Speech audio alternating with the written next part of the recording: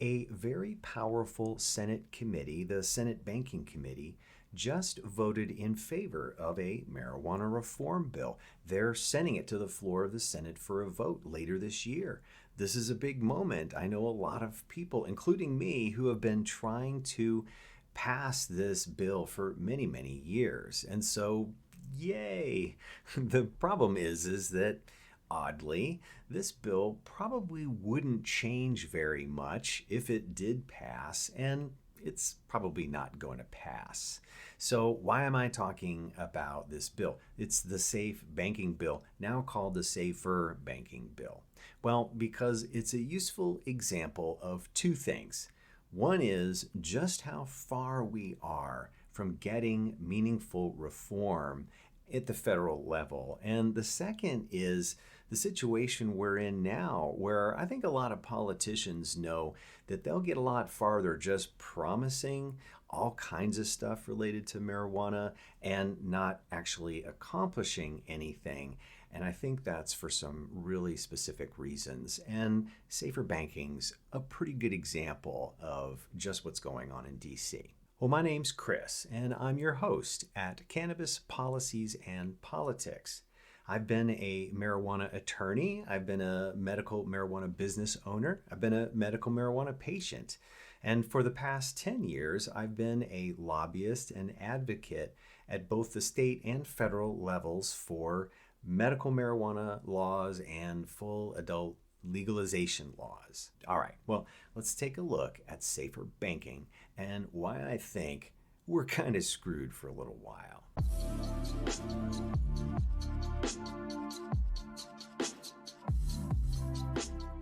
Okay, so for this one, I just want to do a quick rundown of what the bill does and why people are just not super excited about it, and then why, despite all that, people have been spending a huge amount of time on this bill and where all that leads. So, okay, so from the top, this bill doesn't really help marijuana folks, marijuana businesses, marijuana consumers. It doesn't really help those folks directly. What it does is it provides safety, or what's called a safe harbor, for financial institutions. And so that's really the direction all this goes. Now, if you're a financial institution like a bank, it's actually illegal for you to work with anybody that's in the marijuana business. If that business touches the plant as part of their deal, then banks are actually prohibited by law from working with them, because that's no different than being like a banker for an illegal coke dealer or something like that,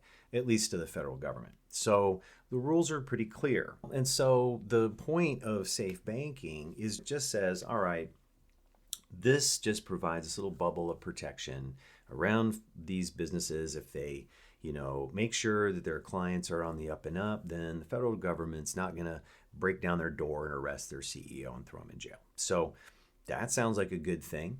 The reform movement has never been super into this bill, and it's not hard to see why. And it's because the bill doesn't really do very much. I mean, it doesn't change the law. It just sort of says, well, we're not going to go after banks under certain circumstances. And if you're at the bank, you probably really just care about the law. It's not like the federal government's going in and busting banks working with marijuana businesses. It's just not happening. And so great that this would create a safe harbor, but what's it really going to do? If a bank is going to work with a marijuana business, they probably are already. They're not sitting around waiting for this bill to pass. And so it's definitely not the kind of bill that reformers are looking at and going, yeah, that's really where all the action needs to be. Now, to be fair, if safer banking were to pass, we could see some things happen. I imagine there's going to be at least a few more banks that jump in. We could see new kinds of products emerge. I mean, banks might feel better. I don't know.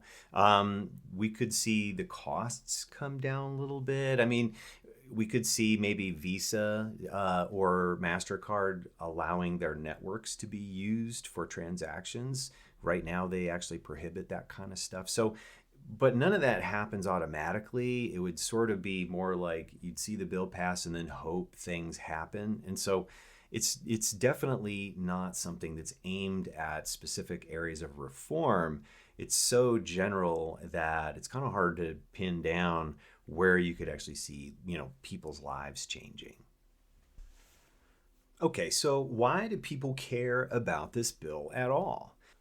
Well, one issue is if you're a business, it might mean you could get access to institutional loans. And so that's a pretty big deal because right now, the only way for marijuana businesses to actually raise any money is to go borrow it from somebody else that's either in the business that they're in, or, they're like a venture capital firm.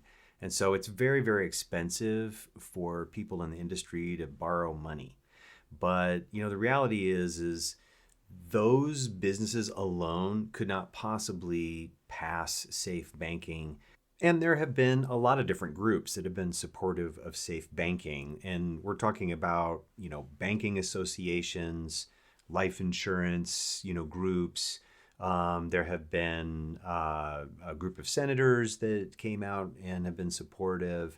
And a lot of voters support it. And so it's been pretty broad in terms of the groups. It hasn't really just been the sort of the licensed marijuana businesses that have been backing this.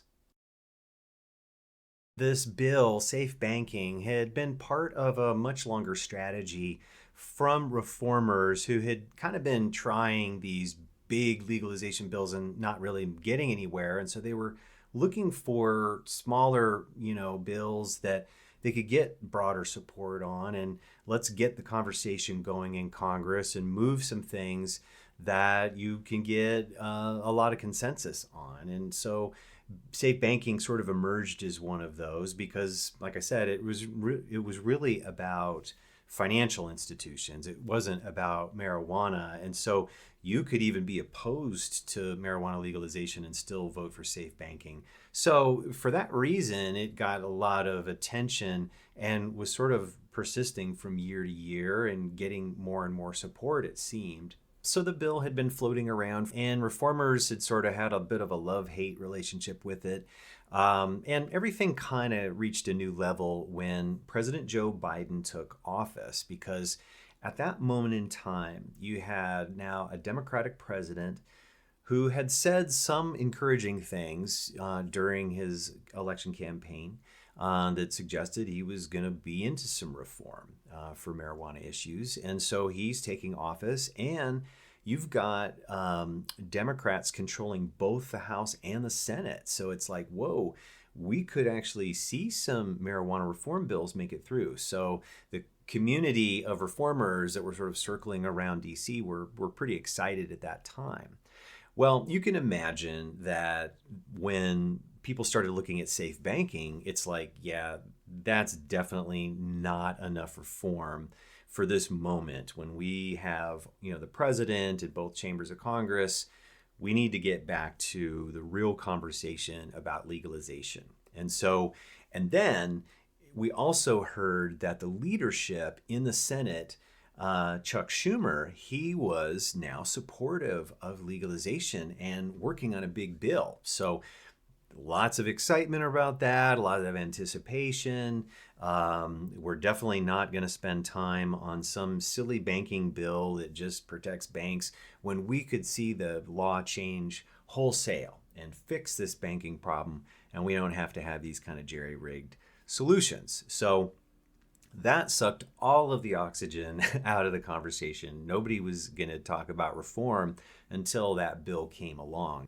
Well, and the members of Congress that had been supportive of that legalization bill were kind of quick to go to the microphone and kind of diss safe banking is not nearly enough, and we're just not even going to support it. One even said that he would lie down in front of that bill to try to keep it from passing because we need this broader support. And so, all right, nobody was going to work on safe banking. And so everybody was waiting on this bill. And it finally, the big legalization bill dropped. It's called the CAOA, or the Cannabis Administration and Opportunity Act. And it weighed in at a hefty 300 pages plus.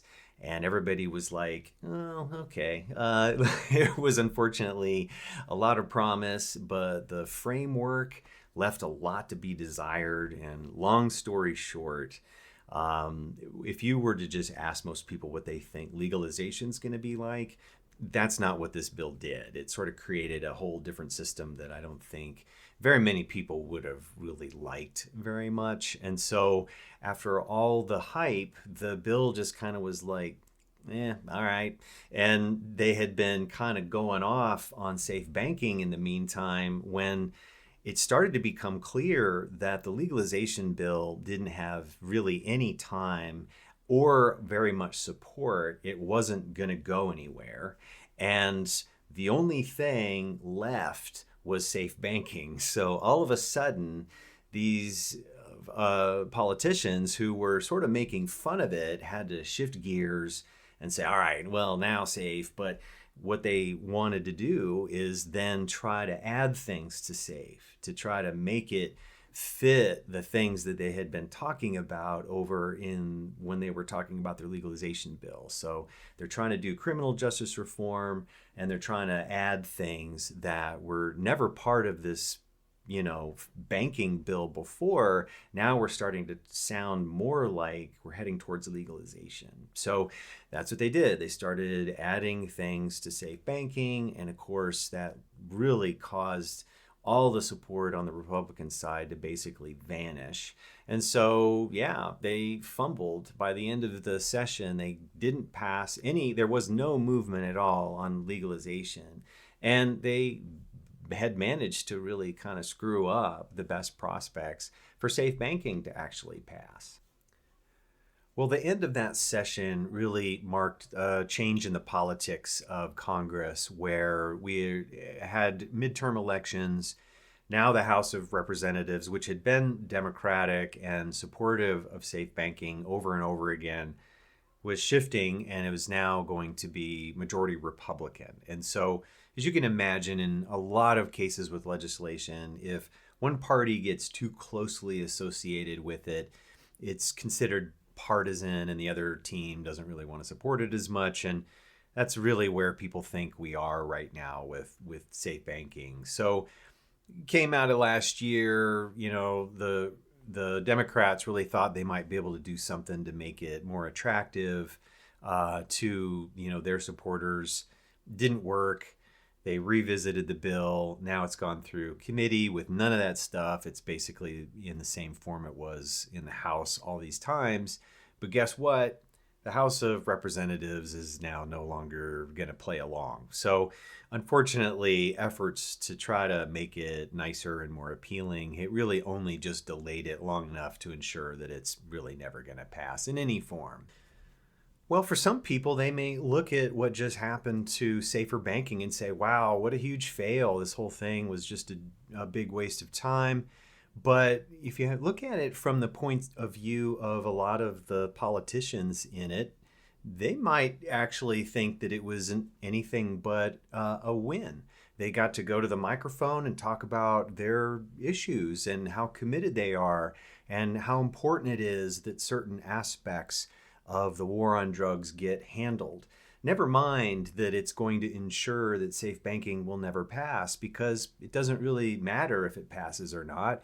It's really more about making sure everybody knows they need your support. And so we're at a point where I think we have to be very, very careful, because it used to be pretty exciting if you could go to DC and talk to lawmakers about your issue and they, cared. And so, wow, we're in the conversation. But we're in the conversation now. What we have to watch out for are folks who are willing just to hitch their wagon to this issue because they know they can get supporters out in the world to give them money and to vote for them to be in office so that they can fight for good things. They need to be people who can actually deliver. And when we're talking about laws passing through Congress, you have to have something that is going to work for both sides. If you're just going to put a bill up that speaks only to your constituents and you need the other side, you may as well just be running an ad as actually proposing a real bill, because that's really just something you can show everybody that you're into. And it's useless for anybody other than the politician involved. And so just because people will now talk to reformers and they'll put bills up in Congress doesn't mean they actually have the same goals in mind. And I think that what we have to do now is we need to decide what we actually want to get out of this deal and be ready to go for that, and not what's everything we can imagine we would ever want and just hope somebody will come along and say they'll fight for that. Because yeah, they'll totally come along and say they'll fight for that if you'll give them money and if you'll help them stay in office. Doesn't mean we're going to actually get a law out of the deal. All right, well, that's my video this week. If you enjoyed it, I've got a bunch more on my channel. Not very many of them are visible to the world just because a lot of them have been age limited by YouTube. I can't control when they do that. I can't tell why they will for some videos and not others. But if you want to keep up with content as I publish it, the best way to do that is to subscribe. So hit the subscribe button. If you liked this video, and I hope you did, hit like. That is super helpful for getting the word out. All right, folks, that's it this week. See you next time.